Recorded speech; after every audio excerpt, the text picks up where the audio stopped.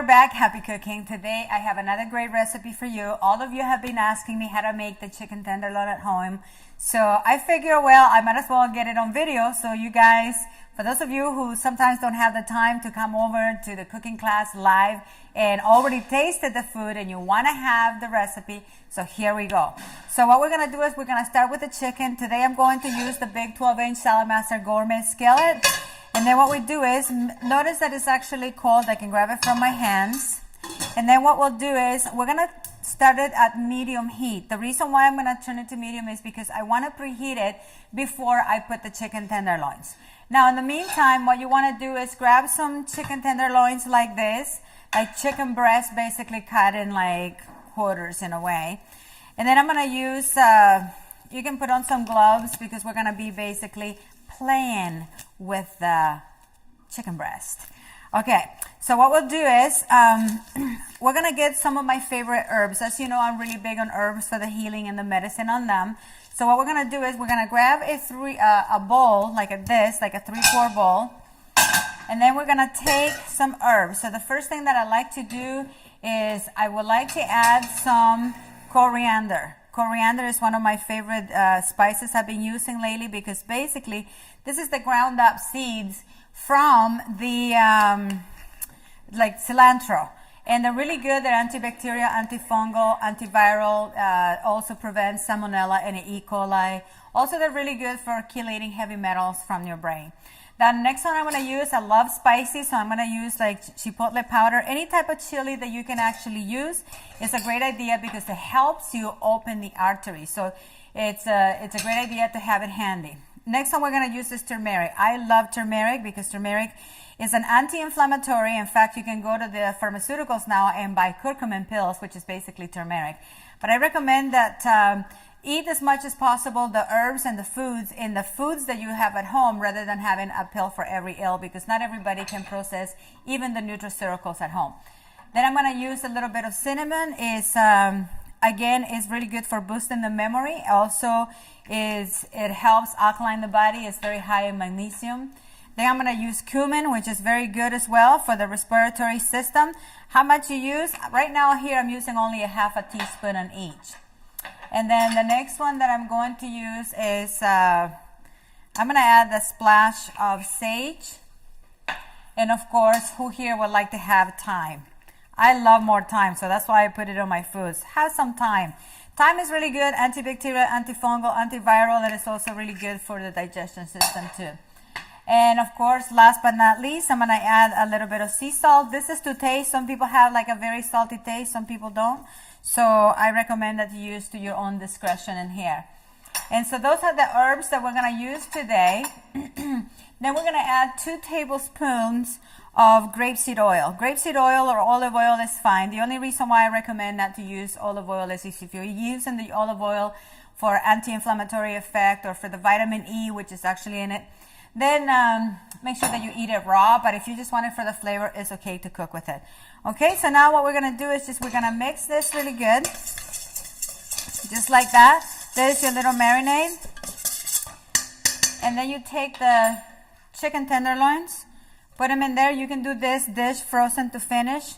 And in fact, I already have some that are already, that were started at frozen. And then all I did is add the marinade as well. So I have them over here, so I'm just going to transfer them to here so I can cook them all together. So this is the frozen to finish. And so mix them up really good. So it's the same spices. And now what we do is we're going to test the water. So this is at medium heat right now. And then I'm going to test the water on the skillet to make sure that it's ready to go. So what we do is we're going to add a little bit of water to the skillet. Okay, if it's hot enough and you can hear it sizzle, it's just perfect. So now what you do is you take the chicken tenderloin and put all of them and get the excess of the actual marinade. Just leave it in the pan. You don't need to add it to it. And then we're going to cover it. Take the silly things off. Keeps your hands really nice and clean. Put it out of the way. In the meantime, so while that's happening, I'm going to show you how to make a delicious pumpkin soup for the holidays or for any time. Pumpkin is probably available all the time, even in can, but I prefer that you use the actual mini pumpkins. These little pumpkins, you find them right now. It's the time of the season. These are the perfect ones for pie and also for the soup, not the big ones. The big ones are for Halloween. So now what we do is you take the pumpkin and you're going to take this pumpkin and you're going to cut it in half. So you can use a machete, a hatchet, or whatever have you, or a big knife. And then what we do is we're going to take the pumpkin half, and then we're going to take the inside guts, okay? So what we'll do is leave it with the skin and all. And so we're going to take the seeds out, just like this. And hopefully you can see what I'm doing. Hopefully Jeremy is showing you what I'm doing. Okay, take the seeds, and then these seeds actually you can dehydrate, and they're good for controlling parasites. I love these pumpkin seeds. You can take them out afterwards and then just dry them, sun dry them, or put them on your dehydrator. Okay, so now what we do is we carved out the seeds out, and then we're going to add a little bit of water at the bottom. How much water? I'm going to use 2 tablespoons of water at the bottom. Put the half of the pumpkin there. This is the 8.6 skillet. Turn it to medium. When this little vapor valve click, we turn it down to low. Remember that the vapor valve activates at 185 degrees precisely. 185, 187. This vapor valve, it's high enough when this temperature reaches at 185, it's high enough to kill the bacteria but low enough to preserve the vitamins and minerals, which is the very thing that we need to prevent cancer and also to keep the soluble and insoluble fiber. Okay? So in the meantime, I want to show you what it looks like. So this is already the pumpkin already cooked, right? So this one right here, I used the 1.5 quart. So what we'll do is, now we're going to take the inside of the pumpkin that is already cooked, and then we're going to transfer it. In fact, I'm going to move this out of the way so I have more room. I'll move this to the front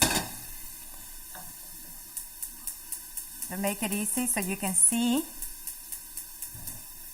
Medium. And now we're going to take the pumpkin, the inside of the pumpkin, I'll call it the gut of the pumpkin, and we're going to put it in the blender. And so this is good enough for 2 people. So I'm making dinner basically for 2. So take the pumpkin, and you can actually use the shell afterwards to bring the soup. If you want, you can actually serve it on that.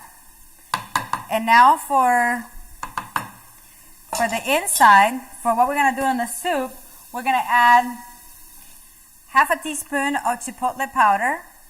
We're going to make it a little bit spicy. Then I'm going to use I know this part is not in the recipe, but I want to because this increases the circulation. This is actually ginger. It's not in the recipe that I gave to my friend Jeremy here, but we want to add it anyways. And then I'm going to add the turmeric because, as you know, not only it will add more antioxidants to it, but also it's really good for reducing the inflammation in the body. And then lastly, I'm going to use a bit of cumin. Same thing, about 1/4 teaspoon. This is for 2 people, and sea salt to taste.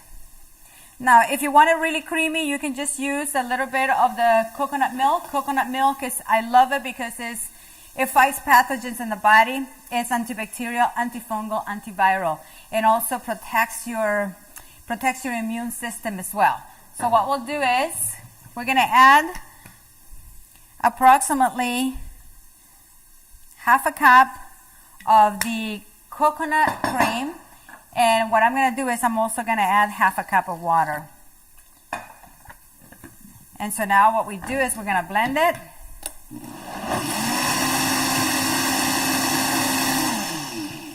And you want to do this as soon as it's hot. That's it, about 15 seconds, and we're going to taste it. Absolutely delicious. So what we're going to do is we're going to bring it to the pan. So the pumpkin is it was already cold. So what I'm going to do is I'm going to bring it. Now if I wanted to, I could probably just put it back in the shell if I want to be really creative. But if not, I'm going to put it straight into my serving dish, and then I'm going to have this soup ready for my little friend Jeremy. So here's your beautiful pumpkin soup.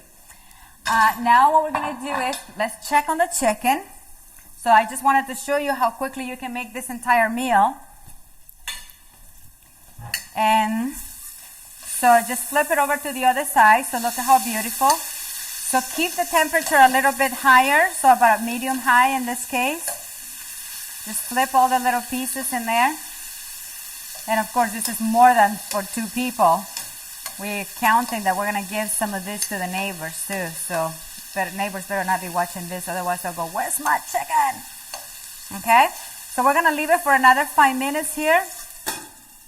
In the meantime, I'm going to show you how to make an omelette. I know I showed you how to make the eggs in some of my other videos, so now what I'm going to do is I'm going to show you how to make the omelette. What I'll do is I'm going to move this to this side, the chicken, and then I'm going to give you a chance to look at it. So what I have in here, you can use either spinach or kale. Either one is fine because we're looking to get some extra protein. We also want some chlorophyll. And so we have as well, we want to have the fiber. So what we'll do is, I have some bell peppers that I added. They might not be in the written recipe, but I wanted to add the extra pepper as well. So what we'll do is we're going to turn it to medium. And then we're going to cover it just for a little bit so it'll start to sweat. No need to add any oil because we're going to add oil here to the pan. Now I'm going to take the 10-inch gourmet skillet right here. And now I'm going to preheat it for about maybe 2 minutes. In the meantime, while this is preheating, I'm going to take the eggs. So make sure that the eggs are washed before. And then I'm going to do 1, 2, 3 eggs. Okay. So now we're going to blend them for about 30 seconds. 1, 2, 3, 4, 5, 6, 7, 8, 9, 10 times 3. That's about 30 seconds to me. And then what I'm going to do is I'm going to add just a tiny little bit of sea salt, just a pinch. And that's to taste. Once again, don't put too much, especially if you're going to put cheese. The only cheese I like to use is pecorino cheese because it's a dry cheese, so most of the fat is out, but it's still high concentration of fat. Or you can do a naked omelette, put nothing on it other than the spinach or other than the kale in there. Okay, so now I'm going to add the coconut butter. So I'm going to do about a teaspoon, a heaping teaspoon. And then while this is melting, I want to lower the heat first because I don't want the oil to get too hot. If it gets too hot, it might actually stick. So make sure that you lower the heat while it's melting. And if you notice that it's got a little bit too much, you can actually take some of it out. Okay, and then you can use it for your hands. Blow dry your hair. Okay, so here we go.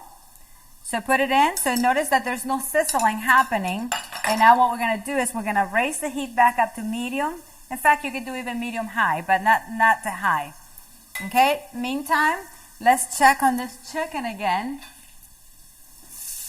How's it coming? Oh, that's perfect. And then in a moment, you're going to have a beautiful dish. So I'm making this dish because you've asked for it. You wanted the recipe, and I wanted to make sure that next time you come to the cooking class, rather than getting a recipe on paper, I will say, okay, well, just go to the website, www.happycookingco.com, and that's where you will find it. Okay, so here we have the omelette. So as soon as the egg starts to become a little bit solid, just grab the handle and just move it. If you notice how I do that, just make sure that all the liquidy stuff from the eggs is touching the actual surface of the metal. See? Have all the confidence in the world that you can do this very easy. And then what we do is once most of the moisture, most of the liquid is already finished, then we just give it a quick little flip over. And by the way, if you want to learn how to flip the eggs, always practice with a piece of bread on maybe the 8-inch gourmet skillet like this one. So this one is already finished. Maybe I'll leave it cook for a little bit longer. I turn this one off. I'll put some of the grated pecorino cheese. And now I'm gonna take the kale or the spinach, either one, whatever you decide, and just make them until they're a little bit wilted, and then put it on the inside. Turn it off, and then we're gonna flip our omelette, and that's a gorgeous omelette. Now we have on this, look at how beautiful. You can't get any better than this. You see, people sometimes invest in Saladmaster and they want to keep on using the old plastic coated pans. Please stop it. You don't need to do that anymore, because with Saladmaster, a little goes a long way. And not only that, it is much healthier for you. But look at how beautiful. Now we have this gorgeous omelette, 3-egg omelette. And now, of course, but not least, we have the chicken. This is ready to go. I'm gonna take this, and we're gonna have all these gorgeous pieces of chicken ready to eat. And so if I was serving this, you can reserve the rest for tomorrow or for a nice little lunch or breakfast. I'm gonna leave these extra 2 right here. So now you have 3 dishes that we compose right now. And how long? 15 minutes? Until then, visit us at Happy Cooking, www.happycookingco.com, and visit us at one of our next longevity cooking classes and come and taste these delicious recipes made just for you. Until then, have a happy, healthy, and wealthy day.